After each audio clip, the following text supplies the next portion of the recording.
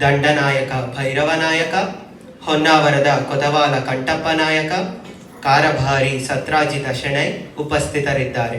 ಸ್ತುತಿ ಪಾಠಕರು ರಾಣಿಯ ಪ್ರವೇಶವನ್ನು ಉದ್ಘೋಷಿಸುತ್ತಾರೆ. ಗೇರುಸೊಪ್ಪೆ ಮತ್ತು ಹಾಡುವಳ್ಳಿ ಜೋಡಿ ಸಾಮ್ರಾಜ್ಯಗಳ ಪಟ್ಟದ ರಾಣಿ, ಹೈವ, ಕೊಂಕಣ ಮತ್ತು ತುಳು ರಾಜ್ಯಗಳ ಒಡತಿ ಚನ್ನಭೈರಾದೇವಿ ಅಮ್ಮನವರು ಆಗಮಿಸುತ್ತಿದ್ದಾರೆ.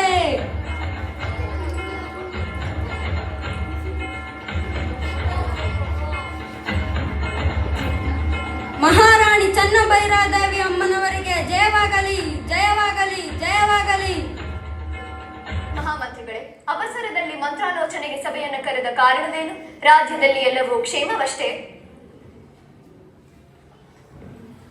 ತಾಯಿ, ಪ್ರಜೆಗಳೆಲ್ಲ ಕ್ಷೇಮವಾಗಿದ್ದಾರೆ. ರಾಜ್ಯವು ಸುಭಿಕ್ಷವಾಗಿದೆ. ಗೋವೆಯ ಪೋರ್ಚುಗೀಸ್ ಗವರ್ನರ್ ಲೂಯಿಸ್ ಅಟಾಡೆಯು ಉದ್ದಟ ತಂದ ಪತ್ರವೊಂದನ್ನು ಕಳುಹಿಸಿದ್ದಾನೆ. ಏನಿದೆ ಆ ಪತ್ರದಲ್ಲಿ? ಕಾರಭಾರಿಗಳೇ, ಪತ್ರವನ್ನು ಓದಿ.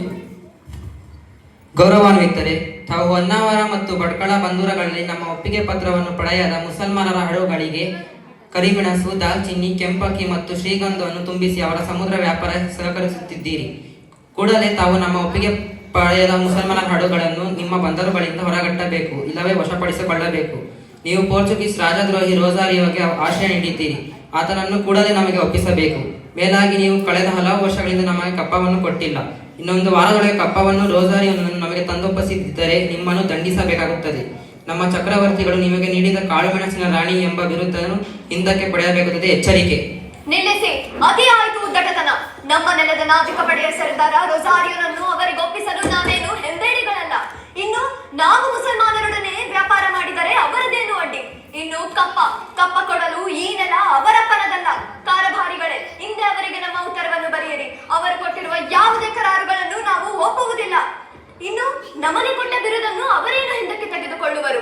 ನಾವೇ ಅದನ್ನು ಅವರಿಗೆ ಹಿಂದಿರುಗಿಸುತ್ತೇವೆ. ಬಿರುದನ್ನು ಕೊಡಲು ನಾವೇನು ಅವರನ್ನು ಬೇಡಿಕೊಂಡಿದ್ದೇವೇನು? ಹಿಂದೆ ಅವರಿಗೆ ನಮ್ಮ ಉತ್ತರವನ್ನು ಬರೆಯಿರಿ.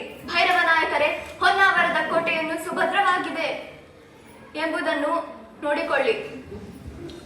ಅಪ್ಪಣೆ ಮಹಾರಾಣಿ. ಹೊನ್ನಾವರದ ನಾವಿಕ ಪಡೆಯ ಸರದಾರ ರೊಸಾರಿಯೋನನ್ನು ಕೂಡಲೇ ಕಾನೂರಿಗೆ ಕಳುಹಿಸುವ ಸಿದ್ಧತೆಯನ್ನು ಮಾಡಿರಿ. ಕಂಠಪ್ಪ ನಾಯಕರೇ, ಹೊನ್ನಾವರದ ಕೋಟೆಯು ಸುಭದ್ರವಾಗಿದೆ ಎಷ್ಟೇ? ಸುಭದ್ರವಾಗಿದೆ ಮಹಾರಾಣಿ. ನಮ್ಮಲ್ಲಿ 300 ಮಂದಿ ಸಶಸ್ತ್ರ ಪಡೆಯ ಯೋಧರಿದ್ದಾರೆ. ಅಗತ್ಯ ಬಿದ್ದರೆ ದಂಡನಾಯಕರ ಬಳಿ ಹೆಚ್ಚು ನೆರವನ್ನು ಕೇಳುತ್ತೇನೆ. ಮಹಾರಾಣಿ, ನಿಮ್ಮನ್ನು ಭೇಟಿಯಾಗಲು ಸಭೆಗೆ ಒಪ್ಪಣೆ ಕೇಳುತ್ತಿದ್ದಾರೆ. ಕಳುಹಿಸಿ.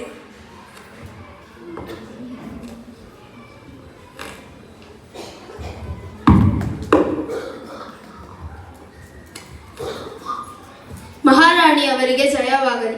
ತಮ್ಮಲ್ಲಿ ಅರಿಕೆ ಮಾಡಿಕೊಳ್ಳಲು ಅವಸರದ ಸಂಗತಿಯೊಂದಿದೆ ಮಹಾರಾಣಿ. ಹೇಳು ಶಬರಿ.